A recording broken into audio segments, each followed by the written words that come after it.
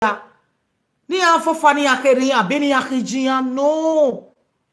Wa go be my so any no wasi omo no 10 years. O wa igbon wasi omo no 8 years. O wa we no man no e no ma. O money man eti akwese o me body odo.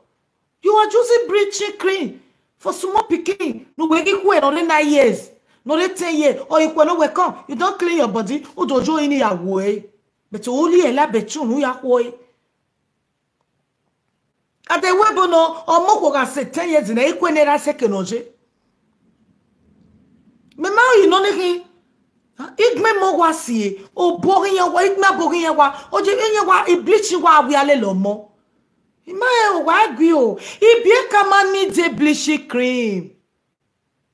O ye ve pharmacy. O ye bie kama ni di no ga €20 100 million no. Wa lo simple cream ni ya. So that's here at Gisco eating now we ain't me body odor.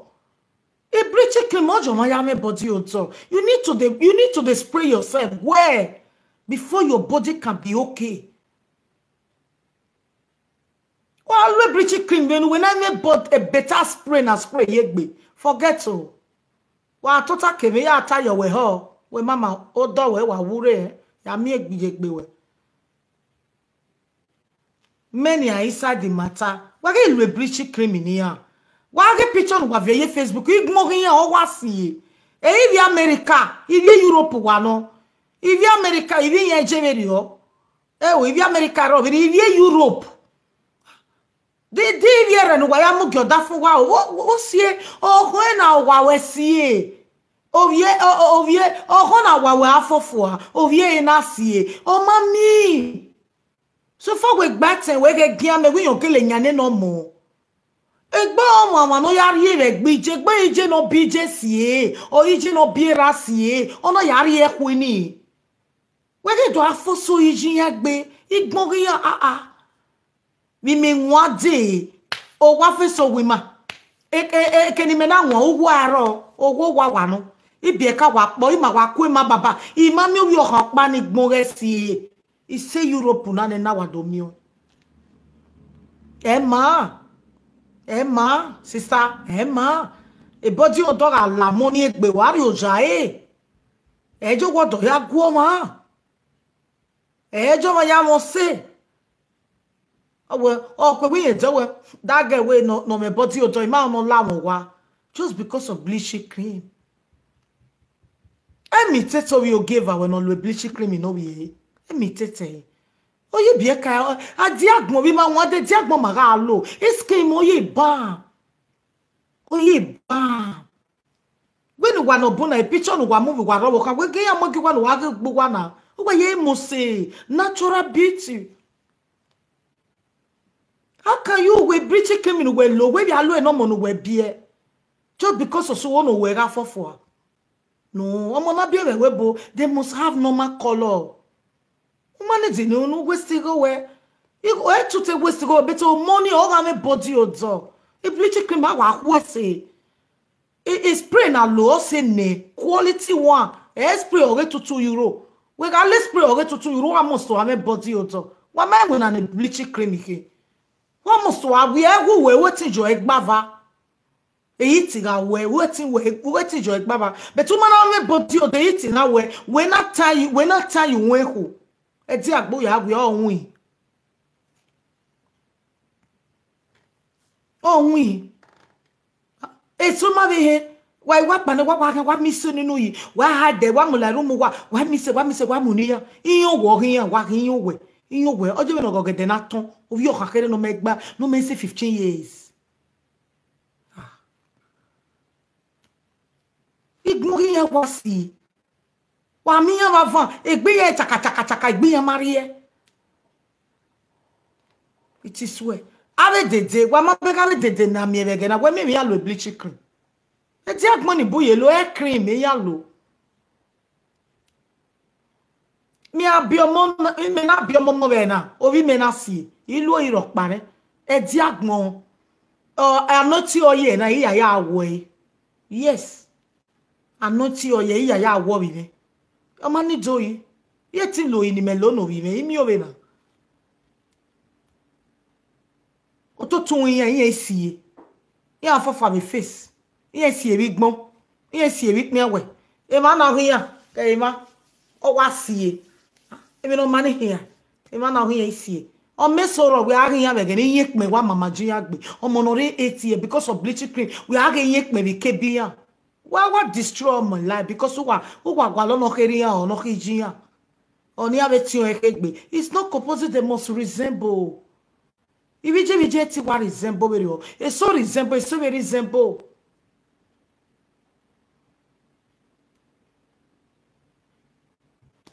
osaloba no gi wari bude na wa e wulu bleach cream no we amufuwa ari supermarket ya de normal cream ne no vet abi no vet ya ti era do enu mu fi onwe table wa no ya wo e me no o me normal color yekme wi o kakere wa ge e ma eso o me 8 years o me yekme ne be ma e mi ne rugwa bi jugwa ma wugwa o gwa do awe moy oni ma sa ne government aya mi wa mo mi awa e teacher gen yin na wa mi ogwa lo bleaching cream ne mo mi wa money igwa mi wa e weti bata mo kwa igwa mi wa 100% cause e body o do wa ma kwe no ji e wo kwa o no me body o do ka gbe wa na wa be room we se ti la room ni we se ti la o sala ba ne iti ewe he o ma gwa le kenu amu iwe we la wi o kakere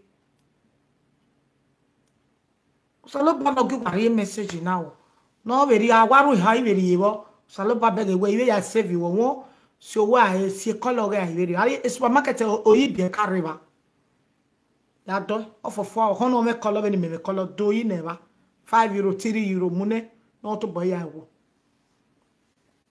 o sai ti wa ya emi teto ma won agayi obi give me wa mo se ko ka ke gbe yin pin we ari ke bi yan yin pin enwe obi o ka kere ne won re wa ede wudu o me yin pin ne be enwe e bleach cream to si yin pin na ya no le bleach cream we ni ado ke egbe yan wa do a ma yin pin o yi obi o ka kere ne ni pe fi wa ero enwe yin pin wa mama yo enwe okay de no ge ya tra to pe aba ko e awa kere yan na wa kpose obi o ka kere na me ka wo no e wa kere yan na wa kpose e ma iye because of esumi po pa ni kajo beti majo be je na last year ma be jo ika wa ajo ke like program na e me so ni avion we pata bra ya ajo bi ba wa ri yin pin ade bi kan e wa me better shade o peke beti wa re yin pin igbon ri yan wa si e me si ata mi je we e so ibi zaye so ibi Nigeria so wa ibi zaye iwe a mama naka obi o kana we wa lo yin na oyin ni lo be lo beti we mo be ke gbe Marie omo na bi re we bo ga bleach we go mo no wa mu area because e mo na bi re we bo they have the best color abi wa be give French if black French when the color ya je they fine they chocolate yan wa me wa be smooth they black wa be no wa be shine when wa black what can we e black money do you no bugbe last supermarket no do ye €5 €4 money dey e ge mo ro pa advice we they ti me black e ya re pon me no sa they ti me black e like money black e like money black because they don't need to say on a shampoo ni yahwe on a oil ni yahwe face on a ni yahwe me away on a ni yahwe mana ni mana me get gbanakan on a ni yahwe black people don't need that they don't need that on a ni yahwe clique on a yahwe kunwe on a ni yahwe kebe we are wa so o wa ye no instrument instrument e mi ji shampoo serve yo habu wa me ma so ye so ne solo igwe ina jogbojogo wa na jogbojogo no jogbojogo e tin lo ire ri o no aloye ma oluwa no alo ye face oluga no alo ye ma oluga no alo ye akara we no sie oluga no agbe ye pe no mama yo we kebe mama yo we nwe oluga igbe agwe no ke igbe o we luga eso wa ni e bottle no sisen iji and they know all e bottle no sisen iye wa mama le lu wetebu ogwo na agwe face ona ni kaya agwe face ike hwe ya kwefune ya kwefune ona ni were gbe low after no na dry ne I were gbe do lo no na ya we lo ai black people ai wa maya gwale wina we maya gwale wina wa you wanna why ya do iwu wana wa wo ina ya wo why ya gwale wina why you wanna wa gbe pancake why ya gwale wina do we ye gbeje wana wa gbe pancake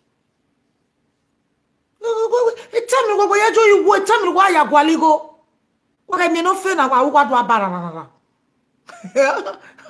one hour you win 1 hour emoti agbekere go we meet 300 euro we win 1 hour no gbe wa mu ya robo yi ni esuka okpa be dere awe mo mi jore ni ka gbe face me ne o igbe ye face na gbe wona me ku mi e ka gbe o ka dry mo face me after 30 minutes ogbe yi ojo no ga wepo o mama ye face o ge o mama ye o mama ye mana o mama ji yokobo ari mi awore no sie o mama lele igbon re o mama lele na pa we ka waje wona wa ka gboro no ke ya hu e o we ina ko age o ile ke ba pa after girl we to we mwewe o igele do e after 1 hour 30 minutes not be 1 hour 30 minutes o la betun o ile kwene o silene instrument o sile ya la diena we wa ye na ya o Eva kwe so siemu we so ba so you know a carrot so you know a carrot so you know white maggi so you know no so you know star na we otebe na we awa loa ya ka gbono na ne after 5 minutes ya we gbebe lu no pa na we get skin when we go gime ukpu na pa melo we get skin when we go gime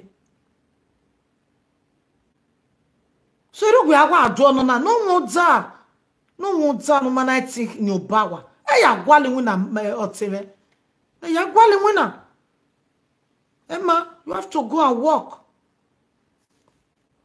cuz we na gele awu were wina uje mistake yar yorebe osopo no so wina be 7 o'clock udo yorebe 5 o'clock 6 o'clock wa ya jo iwo ebere o etu gbe arochi nu we bala menya gbe nu ye ba kwe pe ma nu ku enu pa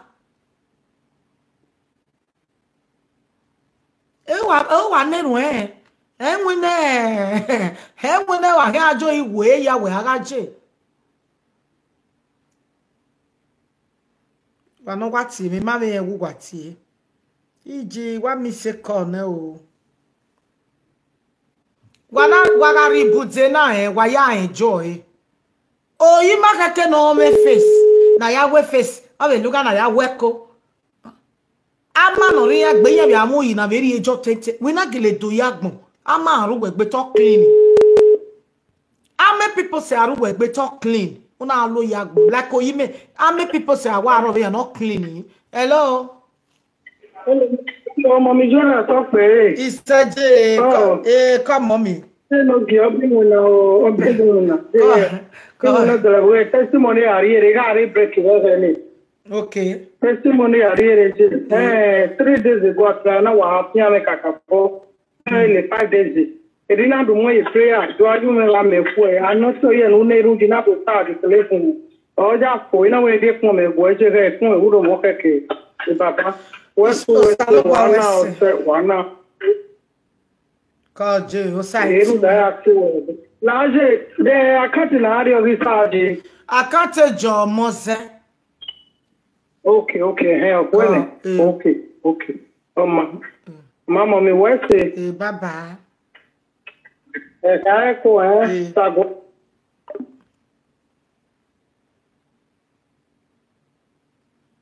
Umana bleach una leva ege ya wukoni. Useti ame fanta color. But to go bleach una leva e wukoni ege ya. You must have fanta color. I must to me sign of bleaching will boy. Yes. But umana bleach. When you see some people na bleach, wa go be yeko boria or smooth. Ame fanta bi yeko bo. Now for now good though. You are more than 18 years. Do what please you. But all those things is part of my advice. Do it for yourself and leave the children out of your bleaching cream. Very, very important. Bleaching cream or matter here. When you are in bed, when you are mocha away, when you dream you are come true. After school, when you are after 16 or 17, when you are a driving school, you don't even know matter here. A cream a problem here. For me, oh, imagine no GV might do wow. A cream a problem here. Yeah, I'm but I was seeing about your Tana. I went Danny. It's a pure Danny. Danny dismay. My, yeah, gear. Mama, bye yo. I love you all. See you all tomorrow by 8 o'clock, okay? By 8 o'clock. Even if I will video not short. You might make a get by 7. God bless everybody in the house. God bless your going out. God bless your coming back. In the name of Jesus Christ. Don't forget to pray before you sleep. Always pray. No matter how things be. Don't give up. Okay? Don't give up. Don't give up. Always pray. God will take you to another direction. A direction in mame erioji. Udugugano ege a blockade dia salobari wele dia. Ege a mudaka webe dia salobari wele dia. Won ege a webe ye. The only thing wa ya ti overcome yoga erun. Ege a webe ye ta we yi o magi tell me de o. When na be magi mo ise la. We me no na wo wa. We me mama no mama tawe. So always pray. Your prayer must be 24 hours. Okono etun erun mo keregbe. Okay? Always pray. Ajerun ya kalian. Wa yorebo of your border dukun. To te no nya we no ge we ka diagbon na. We koko no gire dagbon we bagbon nure na. No do go we kon no do wi na enu. No do ja we kien. No be yan magba. Won. So I love everybody. I miss you all. See you all again by tomorrow 8 o'clock. God bless you all. Bye bye yo. One love my people. Bye bye.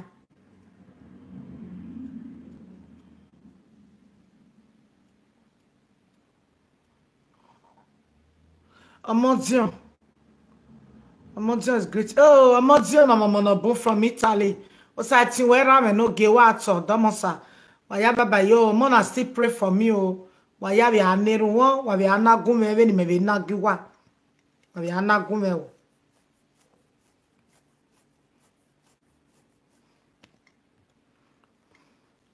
baba yo. So I think why ya baba. God bless you all. Oh, anybody can call me. You can call me. Okay? Tiye, ina panyela video na rena. Do wa tiye me. What me ba from 10? From 10. Okay? What here ya tiye me. So ya baba na heke ni very last sekere. From 10 ya de available. Like na son na wa tiye me bo de tiri na son. Ipike. So wa tiye me won. Wa be tiye me OZ. Wa be tiye me mana be mu. We maybe where because a phone is silent emoji. All those vibration ringing, mamobo like a silent, but him work but see have ye imana peak where even they busy. What? So you keep on trying it till God will answer your prayer. Hello, dead down. One, you dead down. You dead down. Came in a married time, I woke up a reason any. Okay, we decide because ude se ro no mari inoma oso ama 15 ude se ro no mari inoma oja we ahin ma dan ude se ro no mari inoma uhun emi nu wo do misbehave no go your momo so anybody na rebuild enu we would be a winner kind. Ya would be calculator say they all right ya be wrong go egbana moyafo we no ru we gbe eri o be megbe we no we be manage eri me be manage oru oparo no millionaire me webo a millionaire of Africa millionaire hardly before we came here we came ave no be ye ke do akpepe lo we be Nigeria anybody know a millionaire oh give Nigeria ya gagbe we do oh Silian Lawa is not a millionaire. It's a managed millionaire. Yes, it's a managed millionaire. Where a millionaire, where Sylvan, they work boy. I mean, any quality no man. I worry me and the orange so ba. So if anybody tells you, I don't make I not get problem, it's a lie. It's a lie. Or make it in a normal way. Or ma make it when all ya ti muk by a way, or no ya ti do look by wedgie, or no ya ti with your bonwe. Or make it when you do okay. But be careful. While do okay, you need to be very, very careful because they are very dangerous. Even a muria log here, even a dollar $70, na muria ya waje. Ya mi ukboma ya oni amweria. Ya mi omano tongo yogwe. Ya oni amweria. Oni wini ya. So I una have any position. So you have to be very, very, very careful for your people. O wa ma gbo mo we setting gbugbo kan ri gbugbo ugwe ibi everywhere e ma ni kebo we e ma ni kedore o wa kegbe na isina nuje ga o ne ga kan we kan police because many of them here be report to my police, many of them here be attack we, many of them here gwale bona amukun ahun but ti o salo bo be ti ni kan wa come you turn up we igo na no su sekwana wa atori evi wa aberi eje wa aberi iyenye wa aberi we need Jesus Christ no me mafa. He said, I love you all.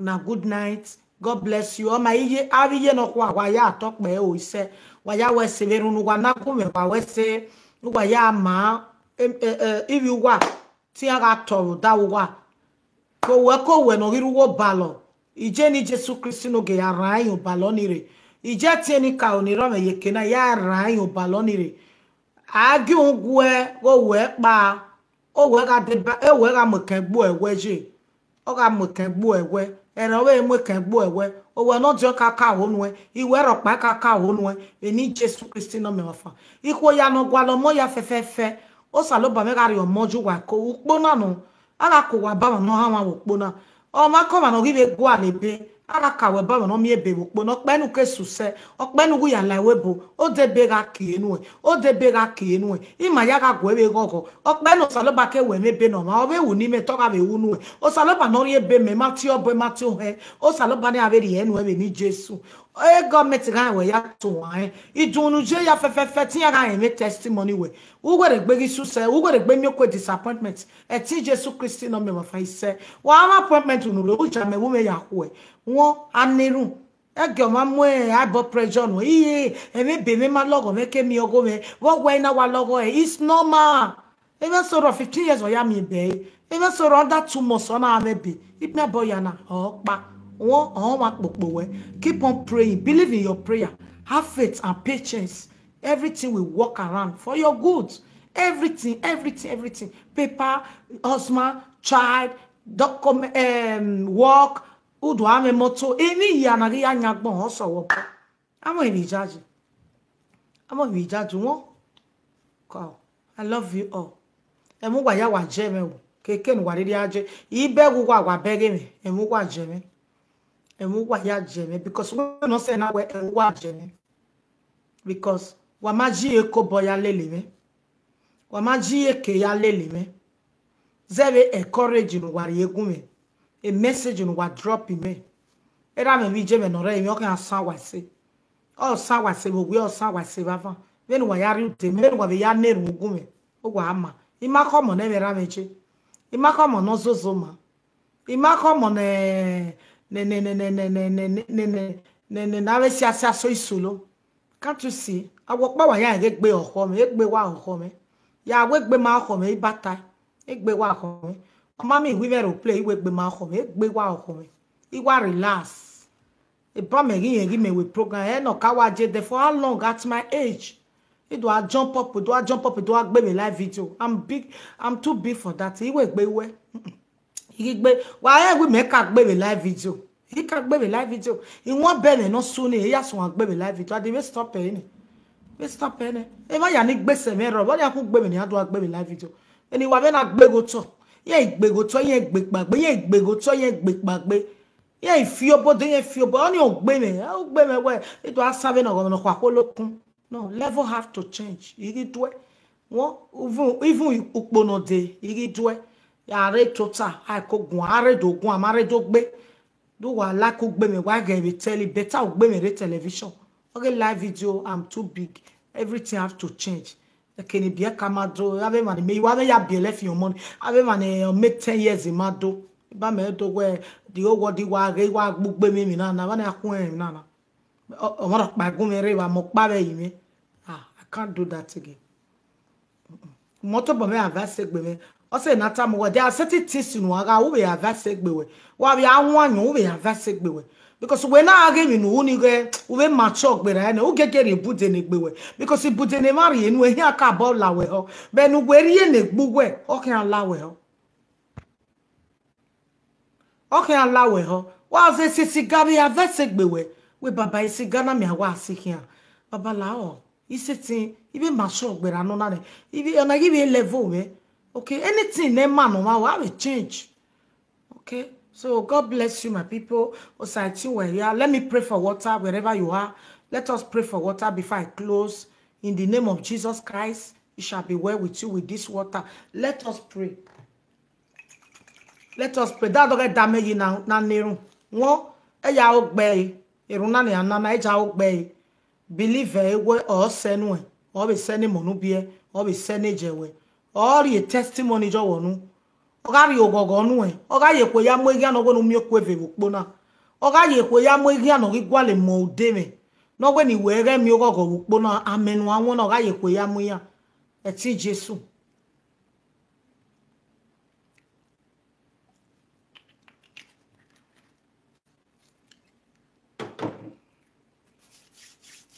ibe mi no dame borio o e ime mu boeri Baba nudo we me o nigeri zozo emi no dale borio o imubu were baba nudo we ni me o nigeri zozo baba oba no me to han oba no irun bi ogwe baba up idene inidame won deni ya mama go beri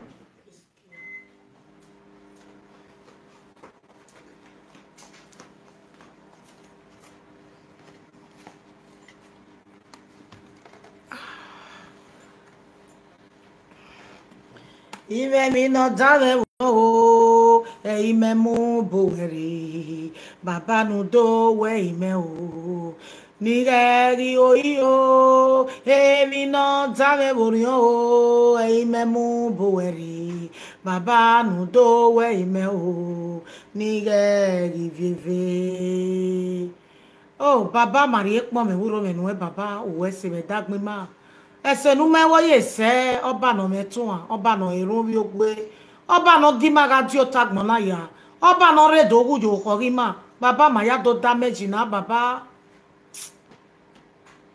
ebi no ti ma wori o baba ma wonu ja mi na ya we ni ma oga ma gele ya ku e baba ma ga won me na baba idobo no re dagmi ma ezo no re dagmi ma ologon ma no re dagmi ma eve no re dagmi ma ukpokpo wa baba ma ga yo eku ma ga won me na ewu na ya lago ta ewu na ya ni ope ma ga won me na ma ga yo ya kwa ni Jesu Kristo no me wafa eni ka oni ro me yeke na wa do ja me na ya zese na ni ma wa do ja me na ya ki ma wu se wa do ya ki ma wo ja wa do ya ki ma wo yogwe wa do ya ki ma wo balo wa do ya ki ma we case maga wame na ke kesi ni mariri ame be dagbe ma ti maga win case ni etima ga won ya ga won e ibi ma ni ma bi ga won ya ga won e kesi baba gi ma ro paluze ni kesi we dagbe ma be ni Jesu Christi no me ma fa ma ga won me na baba o de be ga ki ni mo ya fefefe ma ga won me na baba o do mo ga ki ni ko ya ma ga won me na baba ke mi na ni mari gwa lo ba gbon nu gi ma e ya ga si ma bo baba ja me na ya kin sagen we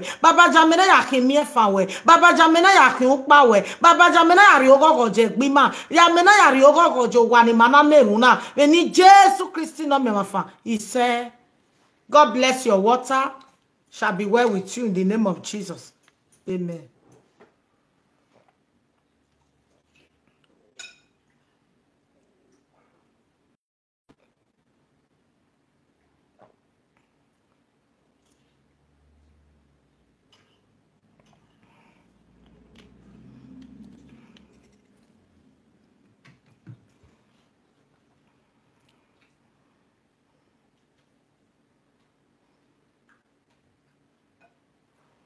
I love you all.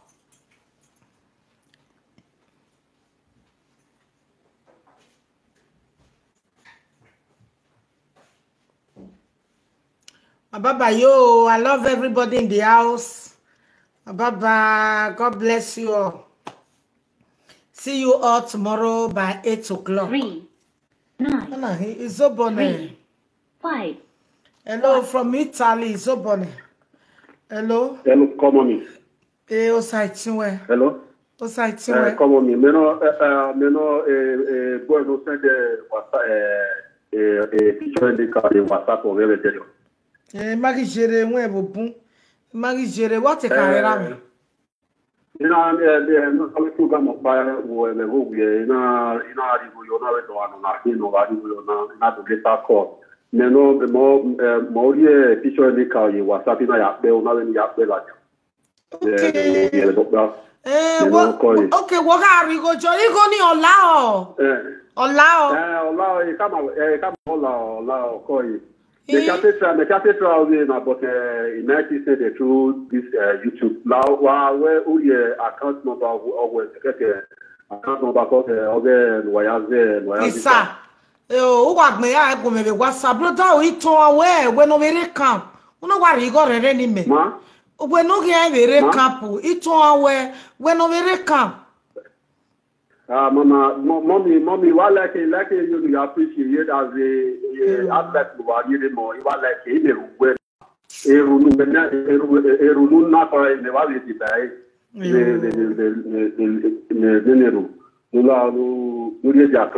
worry, Mama, worry. When you are a camp, in maybe you say, you go and then what is your better with time make a couple. You would drop it for it, but now I will make total. You know, which you may make go tell. Boy, I can't look at it, but okay, time, okay, always your personal account. Okay, Yakoli, in your sending version of the new WhatsApp to that machinery, you know. Oh, man, I will send the give me WhatsApp one. Wese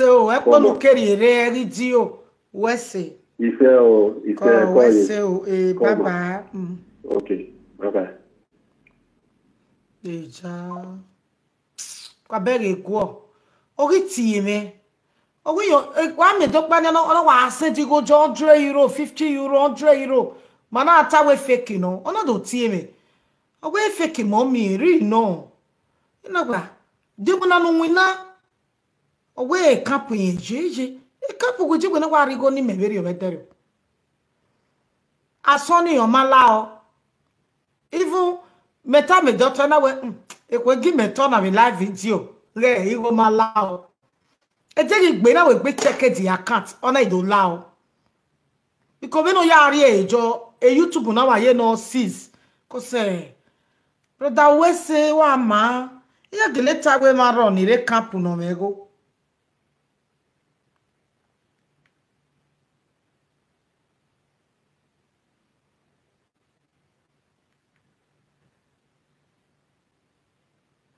ya ta we e ma re camp no gwa mego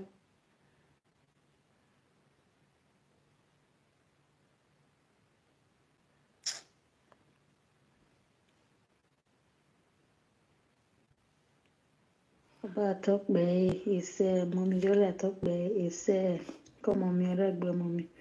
Mommy wona bo me gba mommy. Ola wo. Hello ije wesi. Deniga igi sana here.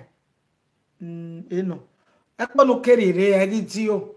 O meme gari ba we na be utone de gi we ya fefefe ya ka kan o meme be ni Jesu. Ise. Oge kokobiri. Mommy you ya talk be. Mommy he send the receipt where receipt oge izo oge ma ogo me ma ri wa no me. Wa talk be ye. Na we ma lu da we ma mali ke ma. Ise. Ese sa we ti ko ese sa ya we ma me ri wa ma